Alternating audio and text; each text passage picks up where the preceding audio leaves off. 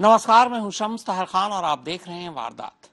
Gujarat police को railway station के करीब एक लड़की की लाश मिलती है। लाश के करीब से 161 और बैकपैक मिलता है। अब इन्हीं दो चीजों के सहारे पुलिस को कातिल को ढूंढना था, लेकिन यह काम इतना आसान नहीं था। इसके लिए अब पुलिस गुजरात से लेकर मुंबई तक के हर स्टेशन पर लगे करीब 5000 सीसीटीवी कैमरों को खंगालती है और आखिरकार कातिल पुलिस के हाथ लगता है। लेकिन जैसे ही कातिल पुलिस के सामने होता है, तब पता चलता है कि यह किलर नहीं बल्कि एक सीरियल किलर है, एक अजीब सीरियल किलर।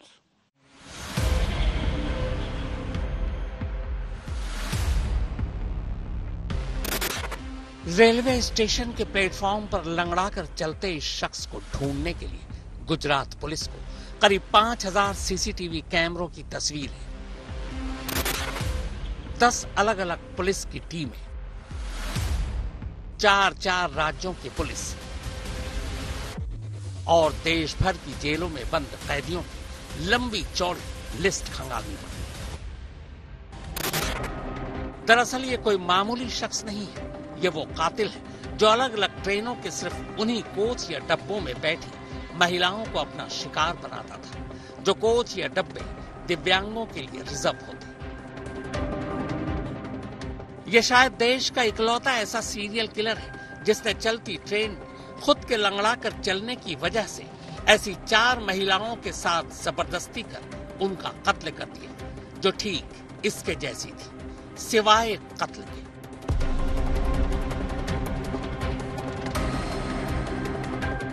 यह गुजरात के वलसाड जिले का उदवाड़ा रेलवे स्टेशन है।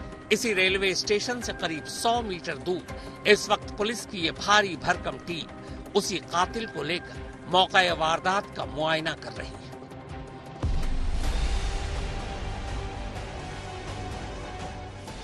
दरअसल कहानी की शुरुआत होती है 14 नवंबर को। इसी उदवाड़ा रेलवे स्टेशन के करीब कॉलेज में सेकेंड ईयर के एक स्टूडेंट का घर था। रोज कॉलेज आने जाने का उसका रूट यही था, क्योंकि घर रेलवे फाटक से करीब था, तो वह स्टेशन के किनारे किनारे रेलवे ट्रैक से होकर ही घर आती जाती थी। लेकिन 14 नवंबर को रोजाना की तरह तय वक्त पर जब वो घर नहीं पहुंची, तो घर वालों को फिक्र हुई।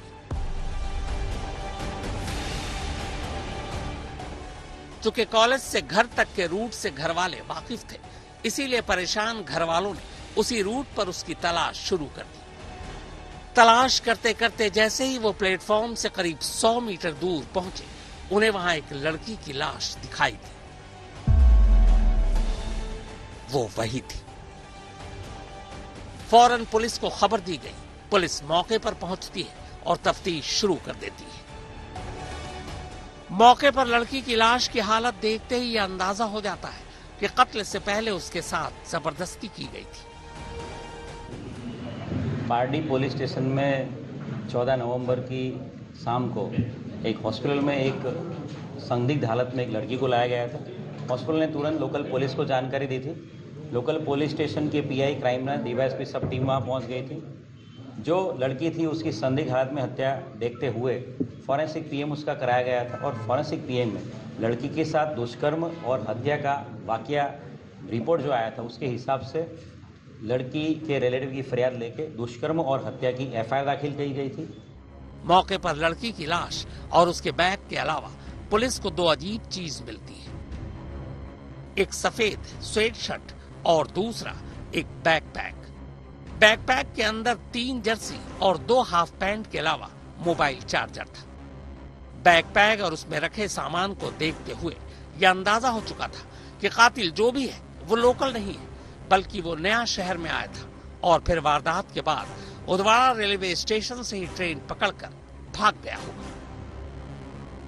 पुलिस की जांच के सेंटर में अब यही उदवाड़ा रेलवे स्टेशन था, लेकिन पुलिस को पहला धक्का तब लगा जब पता चला कि इस स्टेशन पर एक भी सीसीटीवी कैमरा नहीं लगा है। अब ऐसे में कैसे पता किया जाए कि कातिल यहां से कब और किस ट्रेन से किधर गया? बिना किसी क्लू के कातिल को ढूंढना मुश्किल था, पर गुजरात पुलिस को इतना यकीन था कि वारदात के बाद वो शर्तिया ट्रेन से ही यहां से भागा है और इस वारदात से पहले वो किसी ट्रेन से ही उदवाड़ा रेलवे स्टेशन पहुंचा था। बस इसी यकीन के चलते अब पुलिस ने उदवाड़ा रेलवे स्टेशन से पीछे और आगे के हर एक रेलवे स्टेशन के सीसीटीवी कैमरों को खंगालने का फैसला किया। आनन फानन में इसके लिए 10 टीमें बनाई गई। हर टीम को उदवाड़ा के आगे और पहले के तमाम स्टेशनों पर लगे कैमरों को खंगालने की जिम्मेदारी दी गई। कोशिश रंग लाई। उदवाड़ा के एक स्टेशन पहले एक सीसीटीवी कैमरा मिला। ये उसी कैमरे की तस्वीर है। इसमें एक शख्स लंगड़ाता हुआ चल रहा है। खास बात यह थी कि उसने ठीक वही सफेद स्वेटशर्ट पहन रखी थी जो मौका वारदात पर मिली थी, और वही काला बैग उसकी पीठ पर था। सीसीटीवी कैमरे से ही पता चला कि वो यहां से बांद्रा मुंबई जाने वाली एक ट्रेन में सवार हुआ।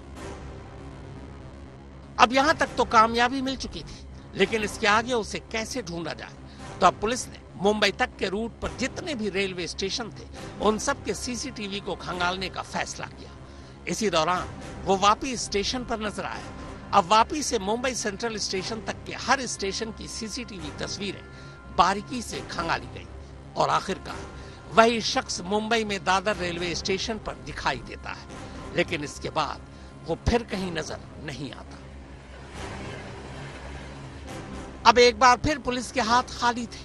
इस दौरान पुलिस की एक टीम ने गुजरात की अलग अलग तमाम जेलों में बंद या हाल में रिहा हुए कैदियों की तस्वीरों के रिकॉर्ड के साथ उसकी तस्वीरों का मिलान करने की कोशिश की, लेकिन किसी अपराधी से उसकी तस्वीर मैच नहीं हुई। अब गुजरात पुलिस ने गुजरात के बाहर अलग अलग राज्यों की जेलों में बंद कैदियों के नेशनल डेटा से उसकी तस्वीरों का मिलान करना शुरू किया और आखिरकार एक बड़ी कामयाबी मिली। राजस्थान के जोधपुर जेल से इसी साल मई में जमानत पर रिहा हुए एक कैदी से सीसीटीवी कैमरे में कैद इस शख्स का हुलिया हूबहू मिल जाता है। तब पहली बार पता चलता है कि इसका नाम राहुल करमवीर जट है। हरियाणा के रोहतक जिले के रहने वाले राहुल पर 11 मुकदमे दर्ज थे, मगर ये जानकारी मिलने के बावजूद पुलिस के हाथ अब भी खाली थे, क्योंकि रोहतक जिले के जिस घर में राहुल रहा करता था उसकी मां और भाई ने उसे बहुत पहले ही उस घर से बेदखल कर दिया था। वापी रेलवे स्टेशन के जीआरपी और आरपीएफ की सहायता से वहाँ के सीसीटीवी फुटेज में इस अक्यूज को हमारा जो सस्पेक्ट हो उसको देखा गया था, और उस सस्पेक्ट ने पहने हुए कपड़े हमें जो सीन ऑफ क्राइम था लड़की का वहाँ से मिले थे। इस प्राइम सस्पेक्ट को बैक ट्रैकिंग और फॉरवर्ड ट्रैकिंग किया गया था, और इस प्राइम सस्पेक्ट का लाजपुर जेल के सॉफ्टवेयर की मदद से एक बहुत अच्छी सफलता मिली कि हमको ये अक्यूज था उसके फोटो के साथ मैचिंग एक डिटेल मिली थी जो जोधपुर की सेंट्रल जेल की अक्यूज से मिलती जुलती थी। तुरंत एक टीम भेज के जोधपुर सेंट्रल जेल में और रोहतक जहाँ से अक्यूज बिलोंग करता है वहाँ तपास करी गई थी, और कंफर्मेशन हुआ कि ये अक्यूज वही है। अक्यूज जो पकड़ा गया है वो रोहतक का रहने वाला है। उसका नाम राहुल करमवीर जाट है। राहुल करमवीर जाट के पिता की मृत्यु हो गई है और राहुल के घर वालों ने इसको डिसोन कर दिया, घर से बेदखल कर दिया। ये 5वीं कक्षा तक ही पढ़ा है और बचपन से ही 4वीं-5वीं कक्षा से ही वो चोरी करने की आदत वाला था। अब पुलिस की जांच का सिरा फिर से मुंबई पर आकर रुक चुका था, क्योंकि आखिरी बार उसे वहीं देखा गया था। फिर आखिरकार वारदात के ठीक 10 दिन बाद 24 नवंबर को वलसाड के पुलिस चीफ को उनके एक मुखबिर का फोन आता है। यह मुखबिर बांद्रा रेलवे स्टेशन पर काम करने वाला एक हॉकर था। चूंकि हर स्टेशन पर तैनात रेलवे पुलिस और हॉकरों को राहुल की तस्वीरें दी जा चुकी थी, लिहाजा उसने उसी तरह लंगड़ा कर चलते एक शख्स को बांद्रा भुज ट्रेन में सवार होते देखा। उसी ने पुलिस को खबर दी, पर तब तक ट्रेन चल चुकी थी। रेलवे पुलिस ने गुजरात पुलिस से फौरन संपर्क साधा। इधर इस बीच पुलिस की एक टीम वापी रेलवे स्टेशन पर अलर्ट थी। जैसे ही ट्रेन वापी स्टेशन पर पहुंचती है, आखिरकार 10 दिनों बाद पुलिस उसे गिरफ्तार कर लेती है। चौक्कस इंफॉर्मेशन के आधार पे कल जो ट्रेन में वापी ट्रेन में एक अक्यूज ये जो हमारा सस्पेक्ट है वो आ रहा है, ऐसी माहिती के आधार पे वापी की जीआरपी और वहाँ की लोकल आरपीएफ इन्होंने इस अक्यूज को धर दबोचा है। अब राहुल गुजरात पुलिस के सामने था। उसने कहानी सुनानी शुरू की। अब तक गुजरात पुलिस को यही लग रहा था कि उसने राहुल की शक्ल में कातिल को गिरफ्तार कर लिया, लेकिन जब उसने अपनी जिंदगी और अपने जुर्मों की कहानी सुनाई तो पता चला कि वो कातिल नहीं बल्कि एक सीरियल किलर है जिसने कुल 5 कत्ल किए हैं।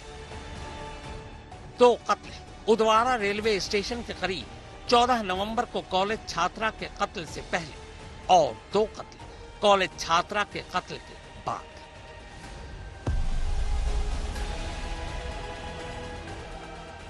इनमें से कॉलेज छात्रा के कत्ल के अलावा बाकी 4 कत्ल ट्रेन में किए, वो भी दिव्यांगों के लिए रिजर्व्ड डब्बे में। पर उसने ऐसा क्यों किया? क्या थी उसकी पूरी कहानी? हावड़ा से बैद्यनाथ झा और वलसाड से कौशिक जोशी के साथ ब्रजेश दोषी। आज तक राहुल ने महीने भर के अंदर कुल 5 कत्ल किए थे। इनमें से 4 कत्ल उसने देश में अलग अलग रूटों पर चलने वाली ट्रेनों के अंदर किए थे। अब पुलिस के सामने यह सवाल था कि आखिर राहुल की दिव्यांग महिलाओं के साथ क्या दुश्मनी है। तो इसके बाद जब पुलिस ने राहुल की जिंदगी के पन्ने पलटने शुरू किए तो वो कहानी भी सामने आ गई। राहुल ने सबसे पहले 14 नवंबर को उदवाड़ा रेलवे स्टेशन के करीब हुए कत्ल की कहानी सुनाई। राहुल के मुताबिक उस दिन शाम को वो रेलवे स्टेशन के करीब ट्रेन का इंतजार कर रहा था। तभी उसे वो लड़की दिखाई दी। वो कॉलेज से घर लौट रही थी। लड़की को अकेला देख राहुल ने करीब 100 मीटर तक उसका पीछा किया। फिर जैसे ही वो सुनसान जगह पर पहुंची, राहुल ने उसे दबोच लिया और फिर उसके साथ जबरदस्ती करने के बाद गला घोंटकर उसे मार डाला।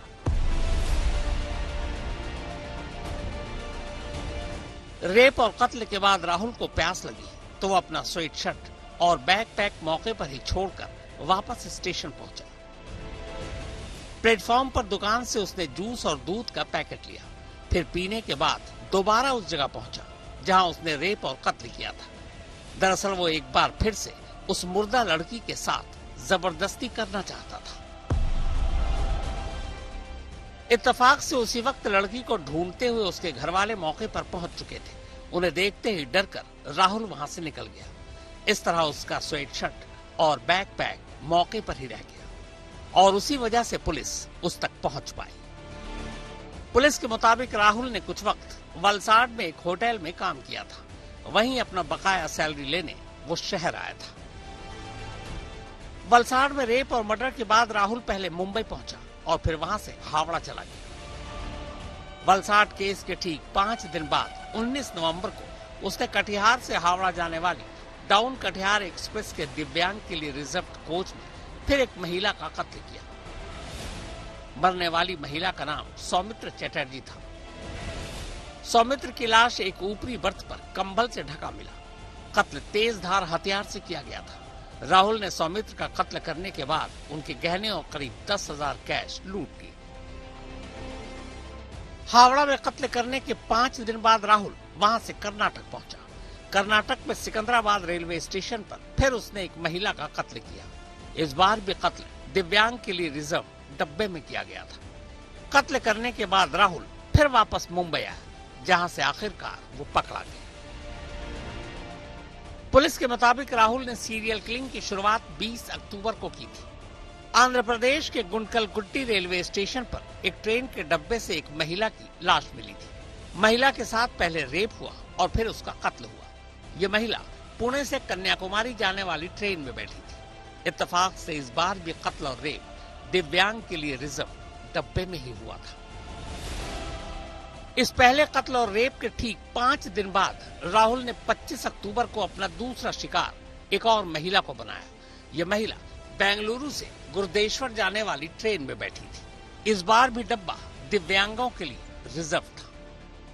मर्डर पार्टी के अलावा और 4 मर्डर उसने पिछले 25 दिनों में किए हैं, ये वो कन्फेस कर रहा है। इन चारों मर्डर में जो भी राज्य, जो भी जिले में ये मर्डर हुए, उस हर जगह पे हम लोगों ने वहाँ कंफर्मेशन किया है। कर्नाटका के मैंगलुरु सब डिवीज़न में एक एफआईआर दाखिल हुई है मर्डर की। ट्रेन में एक बंदे की हत्या कर दी गई है। हावड़ा में भी ट्रेन में एक सीनियर सिटीजन तबला वादक की हत्या का बनाव ध्यान पे आया है। और कल जब अक्यूज को पकड़ा गया तब 24 तारीख को भी कल सुबह एक लेडी की हत्या का बनाव, एक महिला की हत्या का बनाव ट्रेन में हमारे ध्यान पे आया। तीनों जगह, तीनों राज्यों की सभी पुलिस को इत्तला कर दिया गया है इसके साथ साथ पूना कन्याकुमारी जो ट्रेन थी 17 अक्टूबर से 21 अक्टूबर, उसमें भी अक्यूज ने एक मर्डर करने की कन्फेशन किया है। पुलिस के सामने अब सवाल ये था कि राहुल ने 5 में से 4 कत्ल दिव्यांग वाले रेलवे के डब्बे में ही क्यों किया और उसकी दिव्यांगों से ऐसी क्या दुश्मनी थी। तो इसके लिए पुलिस ने राहुल की खुद अपनी जिंदगी की कहानी जानी। दरअसल बचपन में राहुल को पोलियो हो गया था, जिसकी वजह से उसका बायां पैर पूरी तरह से ठीक नहीं था। स्कूल में इसी वजह से बच्चे उसका मजाक उड़ाते। स्कूल के ही वक्त से राहुल का सपना था कि वो ट्रक चलाए।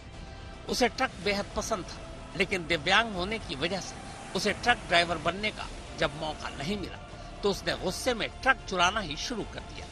इसी वजह से वो कई बार पकड़े जाने पर जेल गया। जेल जाना और जमानत पर बाहर आना अब उसकी जिंदगी का हिस्सा बन गया था। पुलिस के मुताबिक बचपन में मजाक उड़ाए जाने और फिर जेल आने जाने की वजह से अब वो पक्का अपराधी हो गया था। लेकिन ट्रक चोरी से दिव्यांग महिलाओं का रेप और कत्ल करने की उसकी असली वजह अब भी पुलिस के लिए एक पहेली है। हावड़ा से बैद्यनाथ झा और वलसाड से कौशिक जोशी के साथ ब्रिजेश दोषी, आज तक। तो वारदात में फिलहाल इतना ही, मगर देश और दुनिया की बाकी खबरों के लिए आप देखते रहिए आज तक।